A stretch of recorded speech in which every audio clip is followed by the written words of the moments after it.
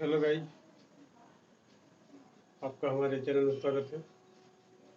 मैं अभी आपको 9th क्लास का सीबीएसई ग्रेविटेशन पढ़ाने जा रहा हूँ। 9th सीबीएसई ग्रेविटेशन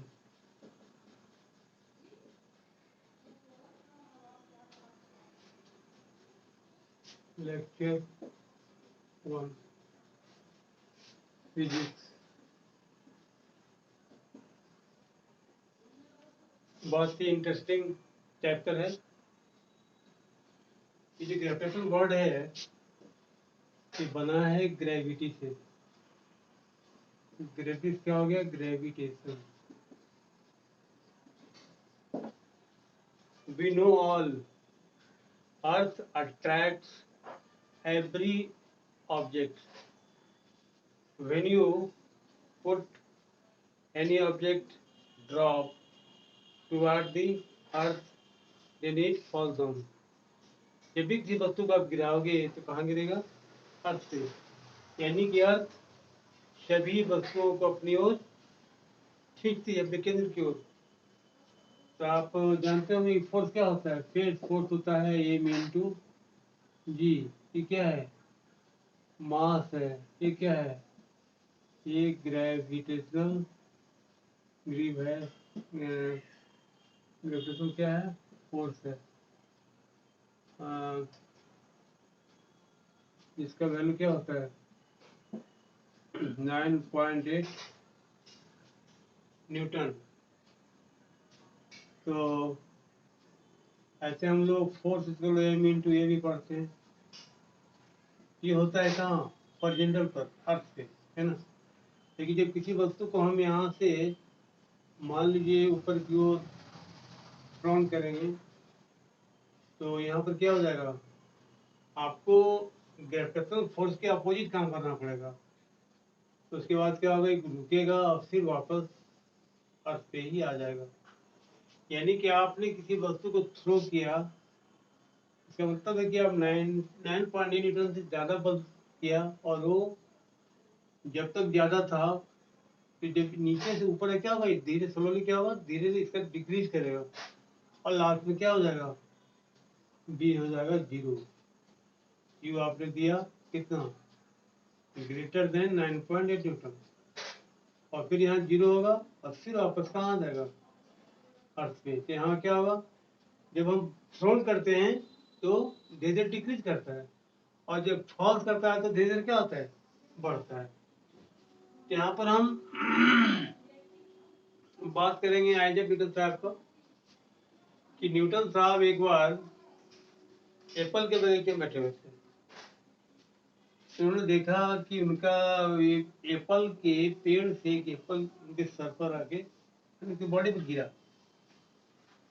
ये तो बहुत पहले तो रहा था जहाँ को एप्पल का पेड़ है तो एप्पल तो गिरेगा ही गिरेगा, लेकिन और लोगों ने नहीं इसको ध्यान दिया। लेकिन आइजैक साहब ने इसको न्यूटन साहब ने ध्यान दिया कि आखिर ये जो एप्पल का जो पेड़ है इसमें जो एप्पल लगा हुआ है ये नीचे ही क्यों गिरा? तो ऊपर क्यों नहीं चला गया? और उन्होंने थिंक किया, सोचा कि अर्थ में पावर है जो एप्पल या किसी वस्तु के करता है, खींचता है, खींचती है। और अब हम लोग ये भी जानते हैं कि हमारा जो सन है, सन के चारों तरफ क्या घूमता है? प्लैनेट आपका मरकरी है ना। उसके बाद आपका क्या है? वेनस है। इसके बाद आपका क्या है? अर्थ है ना। तो उसके बाद अर्थ के चारों तरफ कौन घूमता है? मून घूमता है। हम लोग सभी जानते हैं। इसका मतलब है कि सन और प्लैनेट के बीच में क्या है? अट्रैक्शन फोर्स है। और सेम फोर्स है। जो फोर्स यहाँ लग रहा है यही फोर्स यहाँ भी लग रहा है। फोर्स भी अलग तरह के नहीं। यहाँ लग रहा है अर्थ और एप्पल के बीच में, यहाँ लग रहा है सन और मरकरी के बीच में, सन और वेनस के बीच में, सन और अर्थ के बीच में, लग रहा है अर्थ और मून के बीच में। तो यहाँ पर न्यूटन साहब ने बताया कि एवरीथिंग इज अट्रैक्टेड बाय अर्थ। तो हम लोग जानते हैं कि मास और वेट ये दोनों दो चीजें, जब मास को हम जी से मल्टीप्लाई करते हैं तो क्या हो जाता है, ये वेट हो जाता है ना, क्या हो जाता है, वेट हो जाता है।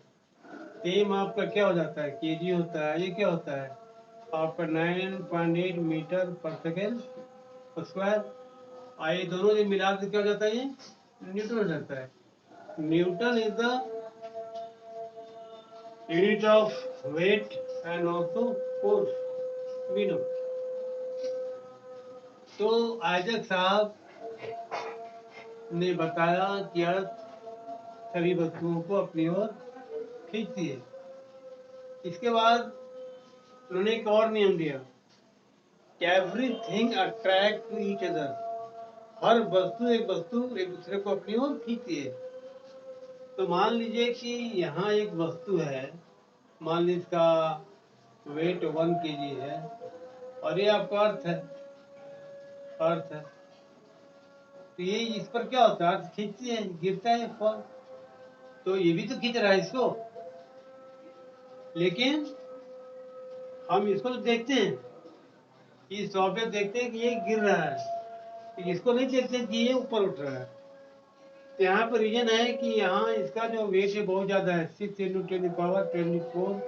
kg है अर्थ का, इसका 1 kg है। तो मास में काफी डिफरेंस है।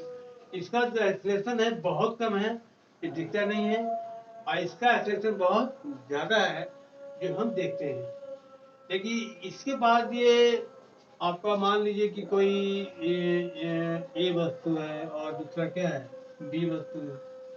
इसका वेट मान लीजिए m है, इसका वेट मास m है ना, और इन दोनों सेंटर के बीच में r क्या है, इसका ये डिस्टेंस है।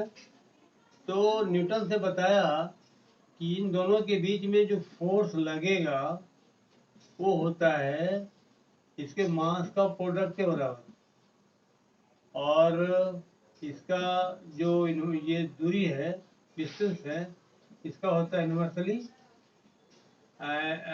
डिस्टेंस का स्क्वायर के इन्वर्सली प्रोपोर्शनल होता है। तो इन दोनों को यदि हम मिक्स कर देते हैं तो हो जाता है M/r²। और यदि इसको हम हटा दें तो क्या हो जाता है, G×mm/r²। ये आपका है यूनिवर्सल, मतलब यूनिवर्सल लॉ ऑफ ग्रेविटेशन। क्या है ये, यूनिवर्सल लॉ ऑफ ग्रेविटेशन। ये भी आपको न्यूटन साहब ने दिया है, और ये दो वस्तुओं के बीच में आपको, जैसे मान लीजिए कि आपका वेट है 35 kg और आपके दोस्त का वेट है 50 kg, और इन आपके दोनों के बीच में मान लीजिए कि 1 मीटर पे आप हैं, तो आप निकाल सकते हैं कि फोर्स कितना लग रहा है। तो आप F=G मान लीजिए इसको हम m1 मानते हैं, इसको m2 मानते हैं, m1 × m2/r²। जी का वैल्यू होता है 6 × 6 7 × 10⁻11 न्यूटन मीटर स्क्वायर पर kg²। और आप यहाँ लिख लीजिए 35 kg × 50 kg/1 मीटर का स्क्वायर।